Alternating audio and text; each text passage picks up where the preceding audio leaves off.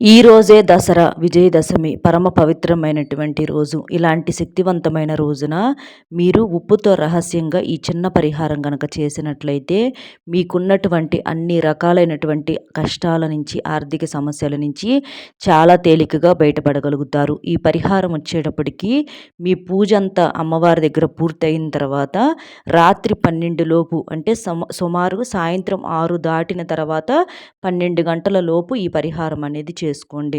అలా చేయటం వల్ల ఏంటంటే అమ్మవారి యొక్క పూర్తి అనుగ్రహం అనేది మీ మీద ఉంటుంది.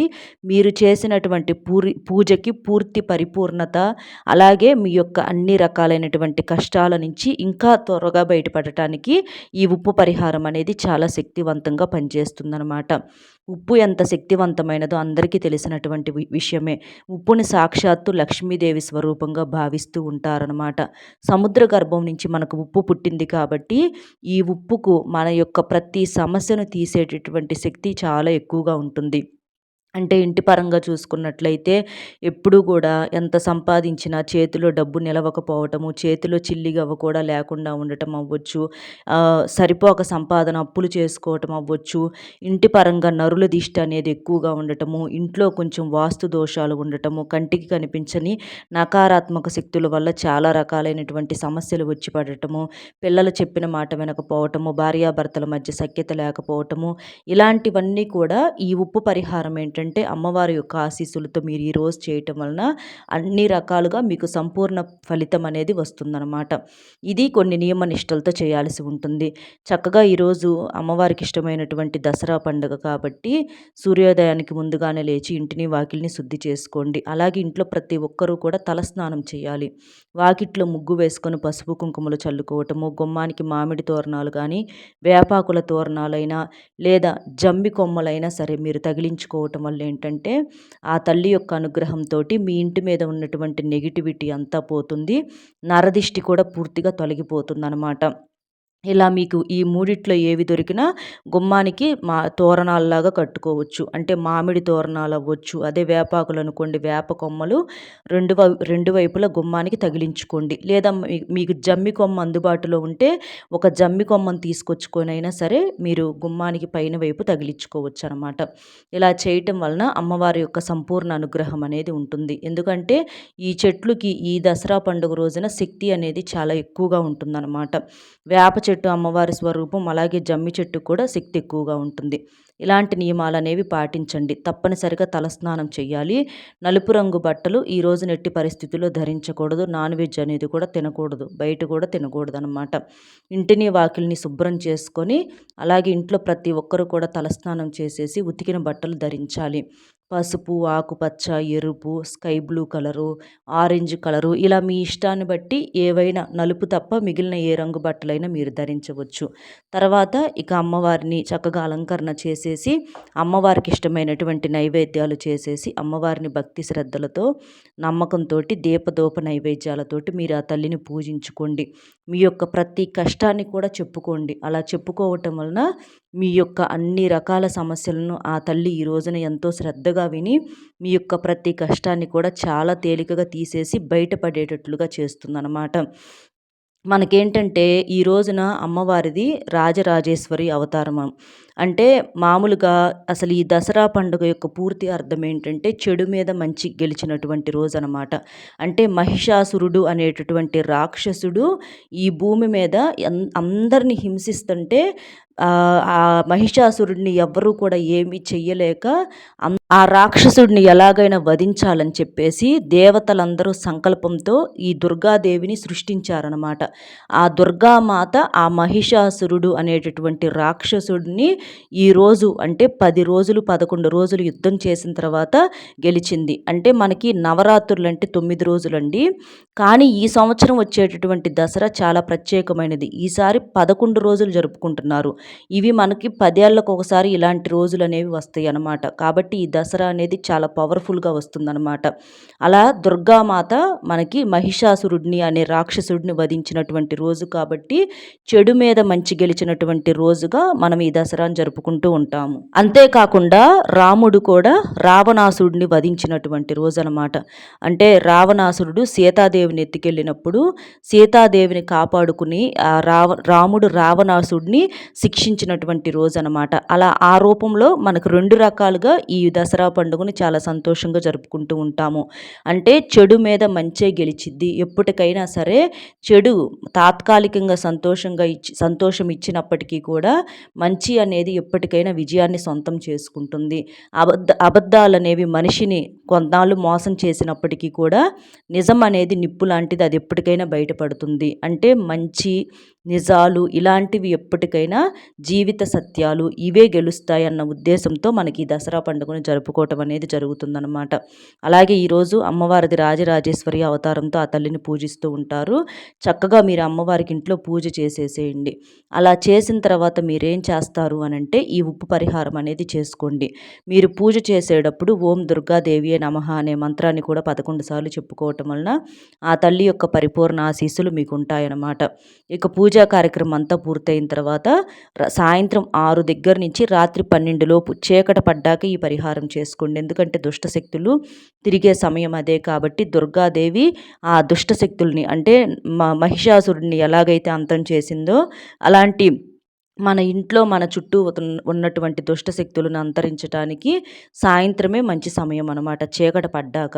మీరేం చేస్తారంటే ఒక గాజు బౌల్లో కానీ ఒక మట్టి బౌల్లో కానీ ఉప్పు తీసేసుకోండి. మీరు పిడికెడతో 3 సార్లు 3 గుప్పెట్లు తీసుకోవాలి.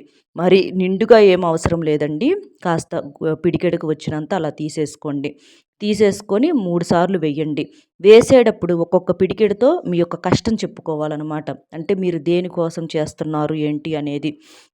ఒకసారి ఒక పిడికెడు తీసుకున్నప్పుడు మాకు అప్పుల సమస్యలు పోవాలని, రెండోసారి రెండో పిడికెడు తీసుకున్నప్పుడు శత్రు సమస్యలు పోవాలి, మూడోసారి మూడో పిడికెడుతో తీసుకున్నప్పుడు మాకున్నటువంటి ఇంటి పరంగా ఏదన్నా దోషాలు, నరుల దిష్టి ఇవన్నీ కూడా తొలగిపోవాలి అని చెప్పేసి మీ యొక్క సంకల్పం చెప్పుకుంటా 3 సార్లు 3 గుప్పెట్లు దాంట్లో వేస్తా చెప్పుకోండి.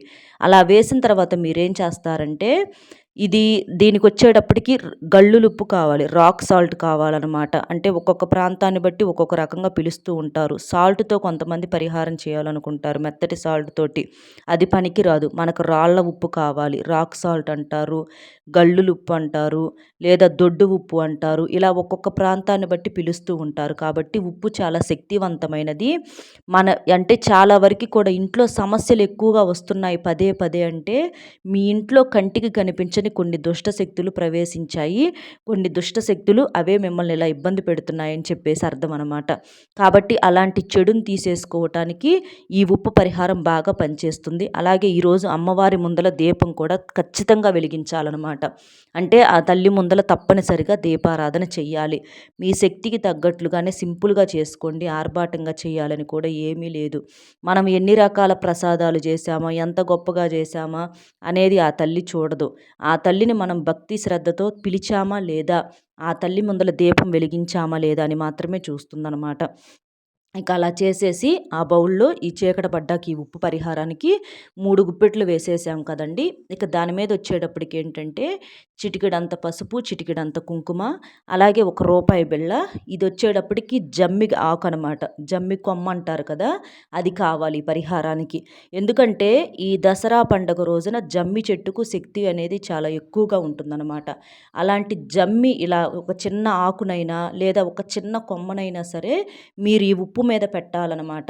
ఆ బౌల్లో ఉప్పు, చిటికెడంత పసుపు, కుంకుమ, అమ్మవారి స్వరూపాలు. ₹1 ఏంటంటే మానవుని యొక్క జీవితాన్ని శాసించే శక్తి రూపాయికి ఉంటుంది కాబట్టి ₹1 కూడా కావాలన్నమాట. డబ్బుతో చేసే పరిహారానికి మనకున్న ధన సమస్యలను తీసేసే శక్తి అనేది చాలా ఎక్కువగా ఉంటుంది.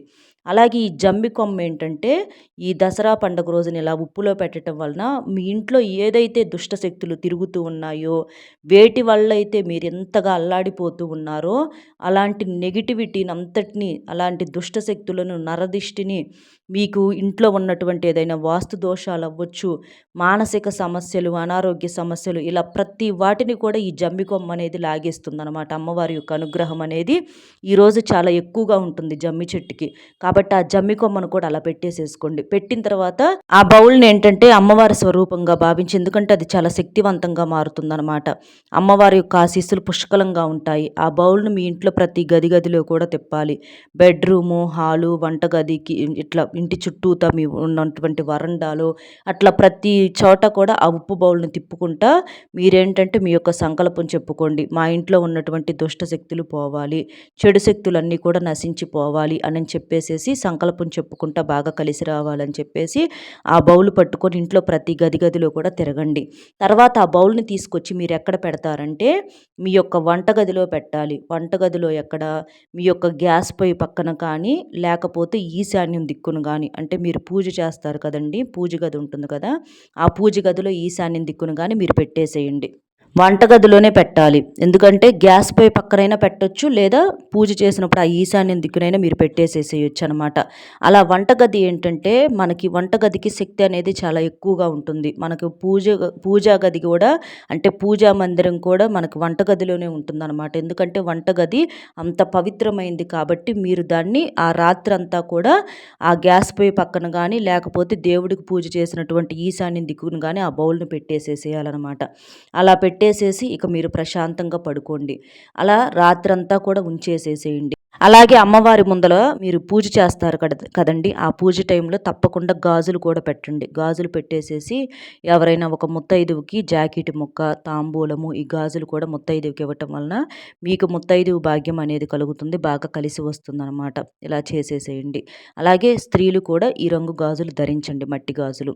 ఇక ఈ ఉప్పు బౌల్ని మనం రాత్రిపూట అట్లా పెట్టేశాం కదా, అలా రాత్రంతా అలా ఉంచేసి మీరు ప్రశాంతంగా పడుకోండి. అలా ఉంచడం వలన రాత్రంతా కూడా ఇంట్లో ఏదైతే ఉన్నాయో దుష్ట శక్తులు తిరుగుతూ ఉన్నాయో అలాంటి వాటన్నింటినీ కూడా మీరు చేసినటువంటి పూజ, అలాగే మనం పెట్టినటువంటి ఈ ఉప్పు బౌలు, ఈ జమ్మి కొమ్మ, ఇవన్నీ కూడా పూర్తిగా అవన్నిటిని కూడా గ్రహించేస్తాయి అన్నమాట. అలాంటి చెడునంతటిని కూడా రాత్రంతా కూడా మీరు ప్రశాంతంగా మీ పని మీరు చేసుకుంటారు, నిద్రపోతూ ఉంటారు.